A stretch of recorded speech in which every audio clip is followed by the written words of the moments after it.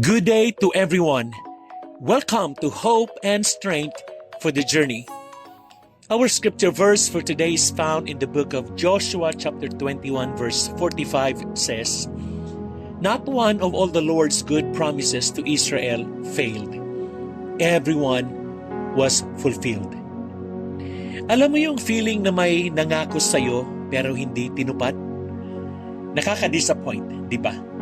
Minsan ganyan tayo sa tao. Umaasa, pero minsan din nasasaktan. Pero iba si Lord. Sa Joshua chapter 21 verse 45, pinapaalala niya sa atin na lahat ng pangako niya ay natutupad. Walang mintis. Para po sa ating reflection and examples na ating pong titingnan sa umagang ito. During this part of Israel's history, tapos na silang mag-conquer ng Promised Land. And looking back, Joshua could confidently say, walang isa man sa pangako ng Diyos ang pumalpak. Ibig sabihin, every single thing God said, He delivered. Si Abraham, pinangakuan ng Diyos na magiging father of many nations. Medyo matagal dumating, pero dumating pa rin. Si Isaac, then Jacob, then buong Israel. Fulfilled. Yung pangakong I will never leave you nor forsake you sa Joshua chapter 1 verse 5. Sa laban nila Joshua, ramdam nila yon. Kahit gaano kahirap, hindi sila iniwan ni Lord. Amen. So paano to applicable sa atin ngayon? May mga pangako pa rin si Lord para sa iyo. Tulad ng una, I will provide.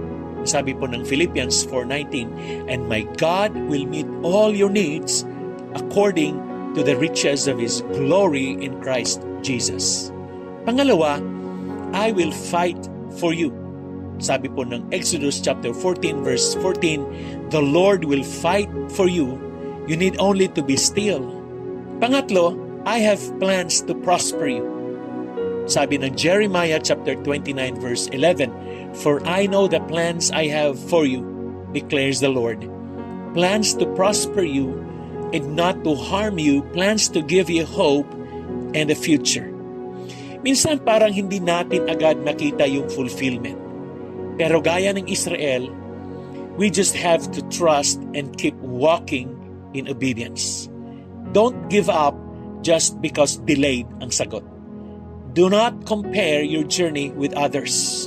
Amen. Let us pray. Heavenly Father, salamat po dahil you are a promise-keeping God.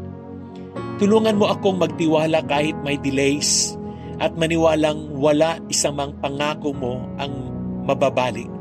Palakasin mo ang loob ko sa mga araw na parang wala akong makita at paalalahanan mo ako palagi na you are faithful from beginning to end. In Jesus' name I pray. Amen. Hold on. His timing is perfect. God bless you and your family.